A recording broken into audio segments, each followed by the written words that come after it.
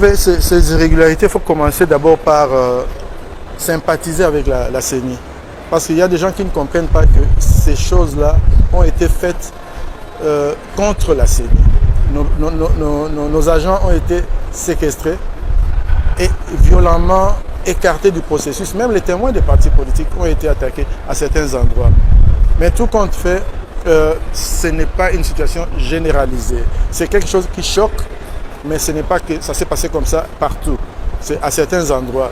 Et nous, au niveau de la CENI, nous avons mis en place une commission pour identifier et recevoir même identifier ces cas et recevoir même les plaintes des uns et des autres pour statuer. Et nous allons statuer et prendre des décisions. Parfois, ça sera dur, mais on le fera. Donc, c'est un peu ça. C'est une situation que nous déplorons.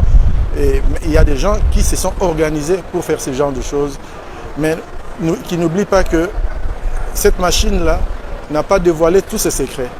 Ils ont fait ce qu'ils ont fait. Ils pensent qu'ils l'ont fait ni vu ni connu. Ils seront surpris.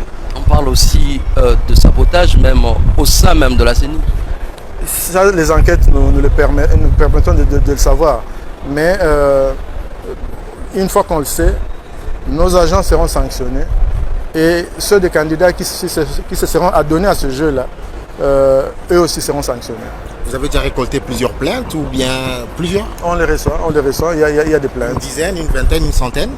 Non, on n'a pas compté. Mais ce qu'il faut noter, c'est que bon nombre de ces plaintes, nous les avons reçues de nos agents. Parce qu'il ne faut pas donner l'impression que tous nos agents se sont adonnés à ce jeu-là. La plupart de nos agents ont défendu l'institution. Ils ont filmé ce qui se passait. Et je dois aussi remercier la population. La population a été très vigilante.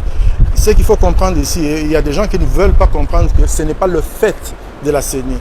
La CENI a essayé d'organiser un bon processus électoral. Mais malheureusement, il y a des gens qui ont pris nos bureaux d'assaut et même en otage. Évidemment, ils ont même été plus forts que les forces de sécurité qui parfois n'étaient pas armées. Et ils ont pu faire ce qu'ils ont pu faire. Moi, je pense que la leçon à retenir, c'est celle-là. Il faut que la sécurisation soit prise vraiment au sérieux.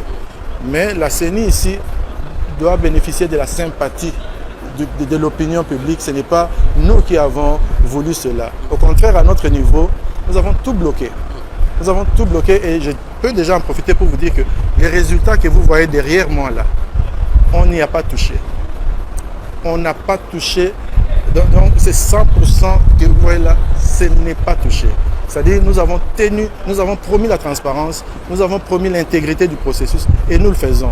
Ce qui arrive au niveau du terrain, c'est très déplorable, mais c'est quelque chose que nous devons tous condamner. Nous devons travailler contre ce genre de pratiques, sinon les gens ne croiront plus aux élections.